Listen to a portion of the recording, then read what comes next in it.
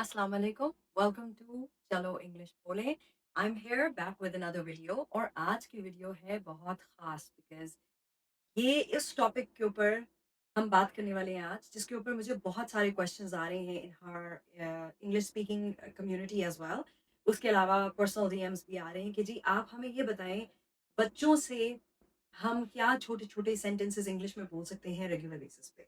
तो मैंने आज सोचा कि हम बात करेंगे रात के टाइम पे, शाम या रात के टाइम पे वो कौन सी बातें हैं जो हम डेली बेसिस में बच्चों के साथ प्रैक्टिस कर सकते हैं. वो कौन सी हैबिट्स हैं जो हम जिनको हम अचीव कर सकते हैं या हम उनको अपनी लाइफ में इन्वॉल्व कर सकते हैं ताकि हम अपनी इंग्लिश ना सिर्फ अपनी इंग्लिश इम्प्रूव करें बच्चों के साथ बोल बोल के बल्कि उनको भी कॉन्फिडेंस दें कि वो भी कॉन्फिडेंस के साथ घर में इंग्लिश बोलें, दादा दादी नाना नानी के साथ, मामू खाला के साथ इंग्लिश में बात करें. तो अब आ जाते हैं हम आज के स्पेसिफिक टॉपिक पे जो है कि रात के टाइम पे आप बच्चों से क्या बातें कर सकते हैं और कौन से टॉपिक्स के ऊपर हम इंग्लिश के कैसे छोटे-छोटे जुमले बोल सकते हैं. बाय द वे ये तमाम छोटे-छोटे जुमले जो मैं अभी बोलूँगी, ये डिस्क्रिप्शन बॉक्स में लिखे हुए होंगे तो आप वहाँ पे भी देख सकते हैं कि मैं जो लफ्ज़ बोल रही हूँ या सेंटेंसेस बोल रही हूँ, वो कौन से सेंटेंसेस हैं जो आप याद कर सकते हैं, लिख सकते हैं, तस्वीर खींच लें बेशक. और बाय द वे अगर आपने अभी तक इस चैनल को सब्सक्राइब नहीं किया तो प्लीज चैनल सब्सक्राइब करें और जो नोटिफिकेशन का बेल बटन है उसको प्लीज क्लिक करें ताकि जब भी नई वीडियो आए तो आप उसको सबसे पहले देख सकें. तो अब हम शुरू करते हैं कि शाम के टाइम पे बेसिकली क्या होता है. अब्बू जी घर से ऑफिस से घर वापस आते हैं. सारे लोग तकरीबन डिनर एक वो टाइम है जब सब इकट्ठे बैठ के खाना खा रहे होते हैं मेजॉरिटी घरों के अंदर. तो वो एक बेहतरीन टाइम है जहाँ पे आप एज अ फैमिली बैठ के इंग्लिश में कॉन्वर्सेशंस कर सकते हैं और अपनी इंग्लिश को इम्प्रूव कर सकते हैं खाने की टेबल पे बैठ के. क्योंकि उस वक्त सबके पास बहुत कहानियां होती हैं.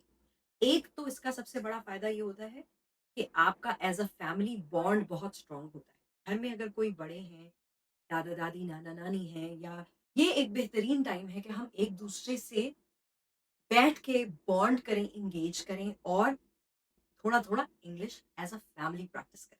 अब इसमें क्या टॉपिक्स हो सकते हैं? ये तो मैंने आपको बता दिया कि दिन का एक आप पूरा डिस्कशन कर सकते हैं. So how was your day? Tell me something that was very interesting. This is something by the way that I do with my children. मैं रोज़ उनसे एक-एक करके पूछती हूँ, okay how was your day? Tell me what happened in your day? What happened in your class? What happened with you? Was there something interesting? Did you fight with anybody? So ये सब सवाल मैं उनसे करती हूँ तो उनको reason मिलता है बात करने का, सोच के जवाब देने का. अगर मैं उनसे यही पूछूँगी, हाँ जी, हाउ वाज़ योर डे? एक सिंपल सा सेंटेंस है. उसमें जो बंदा जिसके पास बहुत कुछ है बताने के लिए, वो तो बहुत कुछ बोलेगा, राइट? कि उसके साथ कुछ इंटरेस्टिंग हुआ तो वो बोलेगा. लेकिन बच्चे नॉर्मली उनके दिमाग में इतनी चीज़ें चल रही होती हैं कि जब तक आप कोई स्पेसिफिक बात उनसे नहीं पूछेंगे, क्लास में टीचर ने क्या पढ़ाया आज मैथ में? या वो तुम्हारी उस लड़के से हमेशा लड़ाई होती थी, तो क्या बना उसके साथ? So you know like different topic कोई स्पेसिफिक चीज़ उठा के उनसे बात करें और टेबल के ऊपर कोशिश करें कि बच्चा भी जितना इंग्लिश में जवाब दे सकता है दे और आप भी उसको इंग्लिश में रिस्पॉन्ड करें. कुछ जो कि इंटरेस्टिंग जुमले हैं, छोटे-छोटे जुमले जो आप शो कर सकते हैं. बच्चा आपको बहुत इंटरेस्टिंग बात बता रहा है. "Mamma, you know, he threw a ball at me and you know I was trying to see that the ball I can catch the ball but I could not catch the ball." अब इस time पे आप उसकी बात गौर से सुन रहे थे जैसे हम करते हैं. अच्छा, वाकई.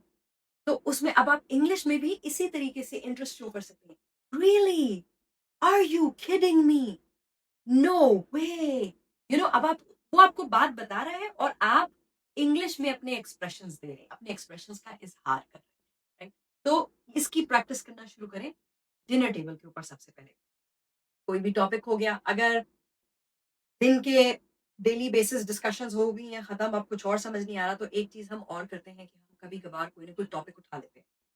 जैसे मेरे बच्चों को प्लैनेट्स के अंदर बहुत इंटरेस्ट है, तो हम लोग मैं उनसे किसी ना किसी के बच्चे को ना कोई चीज छेड़ दूंगी कि हाँ भाई, Ryan tell me something about the Neptune. What have you learned about, you know what's new about it? I thought there is a new news about Neptune. So वो नेपट्यून के ऊपर मुझे बताना शुरू कर देगा.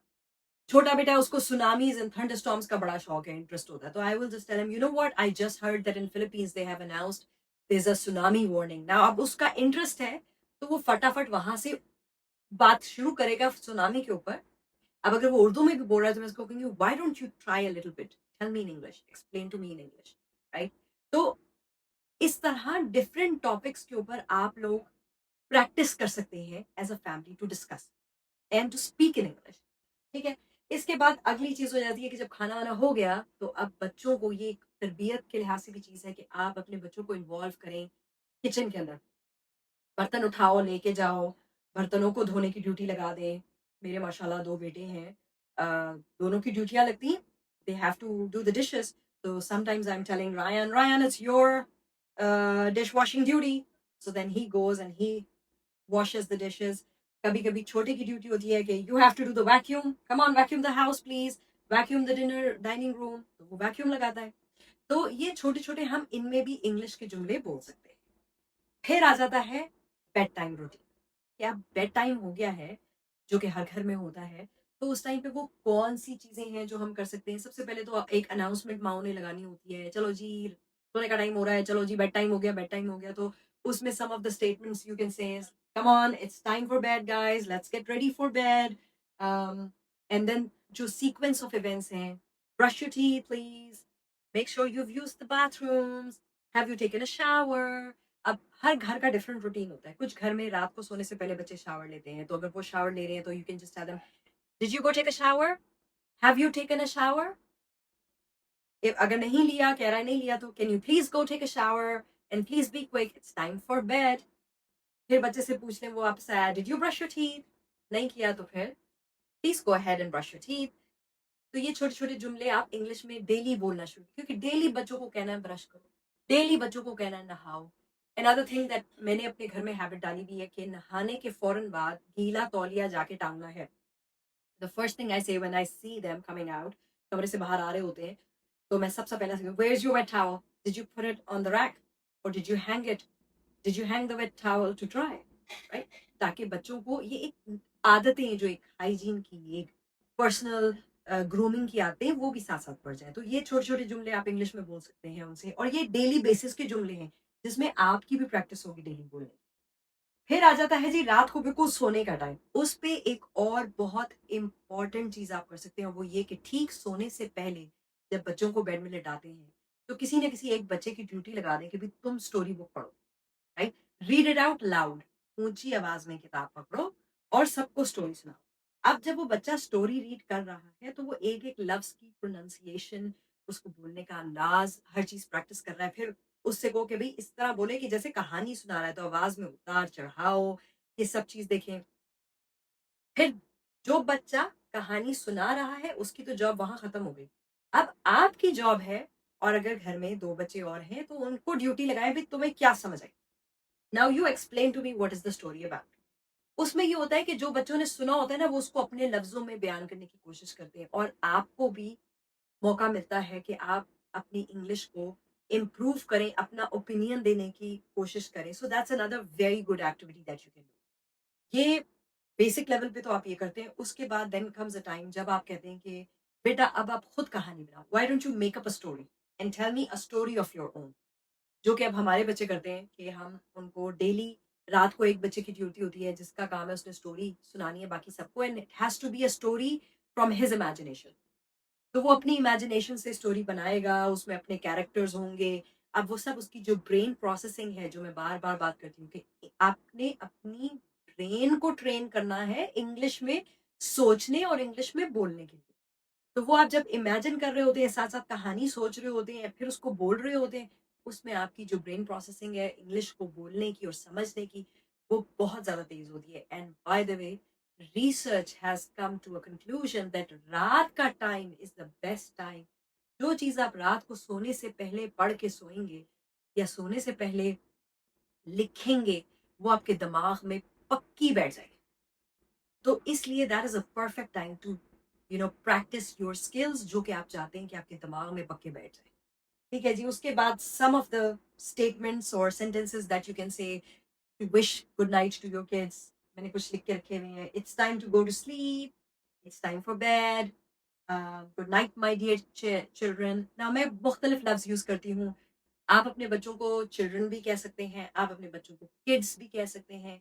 मैं अपने बच्चों को बेबीज़ भी कहती हूँ, ऑल्दो अब वो 10 साल, 8 साल और 5 साल के हैं, लेकिन मैं प्यार से उनको कहती हूँ, good night my babies. I also say good night my kiddos. So जो आपका दिल करता है, जो लफ्ज़ आप टर्म ऑफ एंडियरमेंट जिसे कहते हैं, जो प्यार से आप अपने बच्चों को जिस नाम से पुकारते हैं, आप वो बेशक वो कर लें। तो आप कह सकते हैं, good night my dear children, I pray you have a wonderful sleep, may Allah keep you in his safety all night long. Then sweet dreams, my love, sweet dreams, my baby. I'll see you in the morning. I'll wake you up in the morning. Okay? ये वो छोटे-छोटे जुमले हैं जो आप बच्चों को daily बोल सकते हैं और वो उनके दिमाग में भी रहते हैं। आपके दिमाग में भी एक आप लोगों की एक-दूसरे से गुड नाइट हो रही होती है, जो एक टाइम ऑफ सेपरेशन हो रहा होता है रात में बच्चों के साथ और आपका, वो एक बहुत अच्छे हेल्दी नोट पे होता है। तो जी, आज का तो बस वीडियो में यही बात करनी थी कि आपको अपनी शाम और रात तक, शाम से रात तक इंग्लिश को कैसे लाना है अपनी डेली लाइफ के अंदर और कैसे छोटे-छोटे सेंटेंसेस बोलने हैं। तो अब आप आज से ट्राई करें। आज रात को जब खाना लगता है टेबल के ऊपर तो कन्वर्सेशन छेड़ दें and let's see where it goes. Try these little sentences at bedtime with your kids and let me know in the comment section। उसके अलावा ज़रूर बताइएगा और कौन से टॉपिक्स हैं जिन पे आप थोड़ा-सा सेंटेंसेस थोड़ा-सा सोचने-वोचने में हेल्प चाहते हैं। ठीक है जी? अंटिल नेक्स्ट टाइम अपना बहुत ख्याल रखिए। Take care of yourselves and I will see you in the next video. अल्लाह हाफ़िज़।